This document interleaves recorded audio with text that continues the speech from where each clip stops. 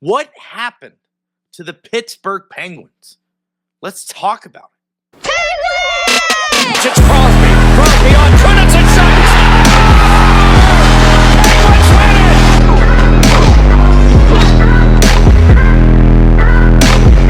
Sees part for Crosby to the goal. He scores! Buckle up, baby. Are you kidding me? And on Fay, the shot, he scores!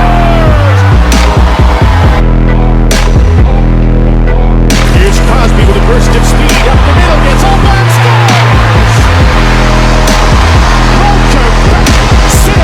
They're a collective. Andy Kyoto is beating Minamaki's brains in. What a show!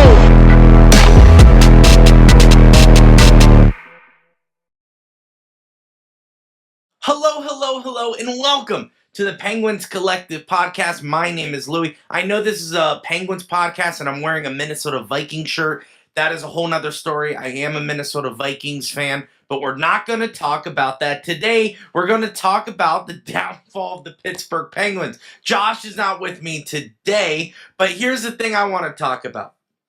The main point of this video, the downfall of the Pittsburgh Penguins, and I genuinely believe it started at the Sweden trip. The Sweden trip, I think, ruined it all for the Pittsburgh Penguins, as before the trip, the Penguins were dominating the league. They were shutting up the critics. The media was talking about how good the Penguins were and could they sustain it. Sidney Crosby was showing everyone that he could still dominate the league by leading in goals. But then we went to Sweden, and we came back from Sweden, and nothing has been the same since. We started off okay after the trip, but for the last, couple of games, we fell apart, especially the last week. Since Sweden, the Penguins have been 4-8. That's 4 wins and 8 losses. Now, 3 of those losses have been the most devastating losses Penguins fans can remember for the last couple seasons. I can't remember personally these losses that have impacted me, have affected me the way these losses have. And I know you know the 3 that I'm talking about. If you haven't seen it in the media, I'm sure you've seen it by other Penguins YouTubers, podcasts, you name it, they've probably talked about it.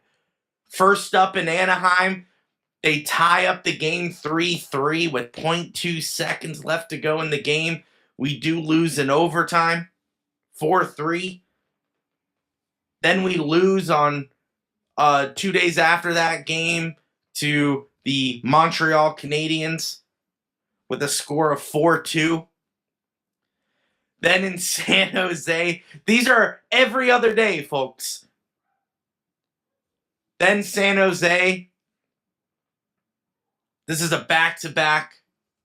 San Jose, we're up 5-1 halfway through the third. I think it was 10 minutes left to go in the third. And they came back to win 6-5 in overtime. And I know during this day, I'm pretty sure on Friday, the 12th, the Pittsburgh Penguins traded away Tristan Jarry, Sam Poulin to the Edmonton Oilers for Skinner, Kulak, and a 2029 second-round draft pick. Tensions were high going into the weekend where there was a back-to-back. And we lose to San Jose up 5-1 in the third period. It just can't happen. Just downright devastating. But that's not the worst part, because we had to play the next day on Sunday against the Utah Mammoth. And once again, we were up. We were up. I don't know. It was 3-0. I'm sorry. 3-0. And they came back 4-3. They took the lead. And then we tied up the game 4-4 and went in overtime and lost it. And now we look forward. Today, we play the Edmonton Oilers. Tristan Jarry is making his return. Connor McDavid, Leon Draisaitl, atop of the game. And the Penguins have been hit below the belt. They are playing like they are one of the worst teams in the National Hockey League. Even though our technical stats, don't show that. I think we're playing at a level that just screams amateur hour. But as a season as a whole, we have 14 wins, 8 losses, and 9 overtime losses.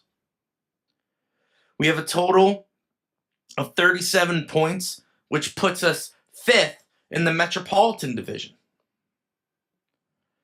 So although since the trip to Sweden, we're 4-8, coming up against a really good team in Edmonton on Tuesday, the Penguins have a chance to turn it around.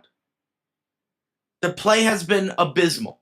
The play has been downright embarrassing. I don't even know what to say about it, even though I went on 20-minute rants live after every single game that I just talked about. The Anaheim game, the Montreal game, the Utah and San Jose game. All of that. I went on rants. Go back on our YouTube. Watch our lives. We go live after every single game. And we give our honest reactions. And honestly, I went on a rant saying these guys that get paid millions of dollars to play hockey aren't doing what they get paid for.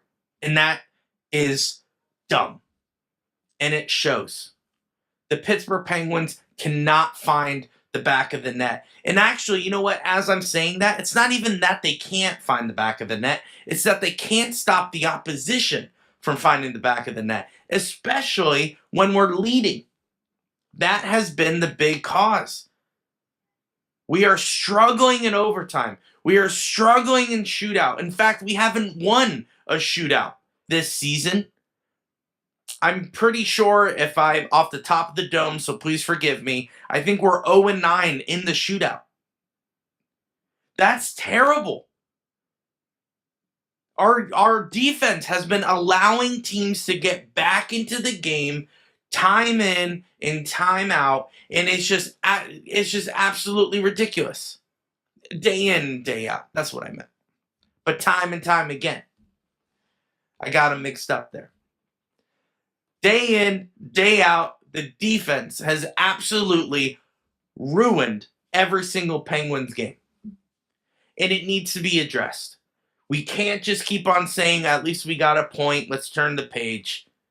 We can't allow this to happen if we're going to be a defense, if we're going to be a playoff team. We need to be more defensive. We need to be better. We need to be more cutthroat. If we have a lead by 5 or 4 goals, 5-1, you can't let them come back, especially under 10 minutes left to go in the game. This is on leadership. So Sidney Crosby, Evgeny Malkin, Chris Letang, and Erik Karlsson. And as well as coaches, Dan Muse, Nick Bonino, Todd Nelson. It's on them as well. This team needs to turn it around. So this week is a very important week. This week is a very important week against the game on today against Edmonton. Thursday in Ottawa, Saturday in Montreal, and then back home on Sunday against Montreal. This is a very important week. I think the Pittsburgh Penguins can turn this season around by playing a full 60 minutes. And that's why I'm telling you all this stuff. That's why I'm saying we're 4-8 since Sweden. That's why I'm saying, man, this game cannot keep on continuing.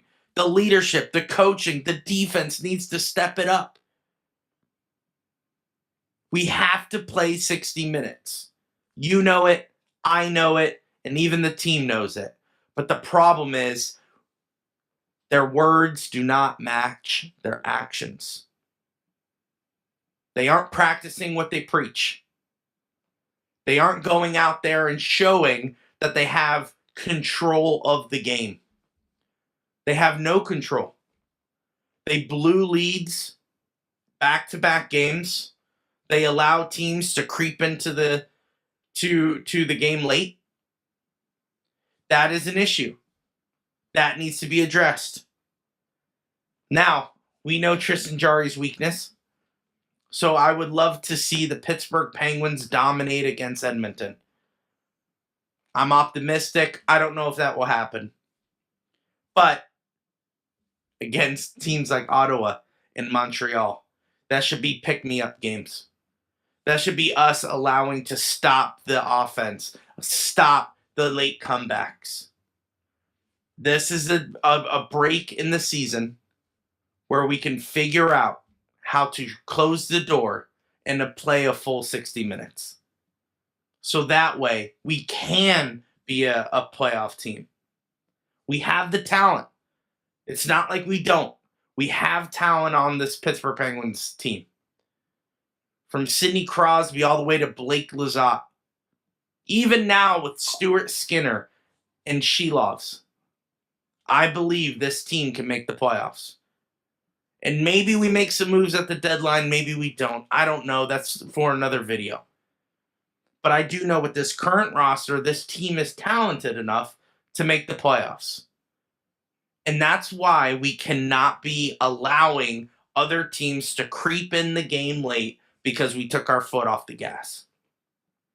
This team is talented. This team can play well. We've seen it before the Sweden trip.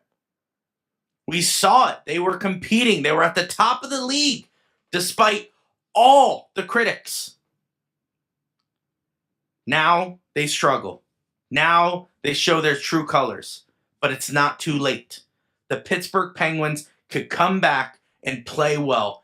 This is the week to do it. So pay close attention to this week. Pay close attention tonight as they take on Edmonton, as they take on Ottawa, as they take on Montreal. I think these games are going to be a little bit different, and I think they're going to play a little bit harder this week.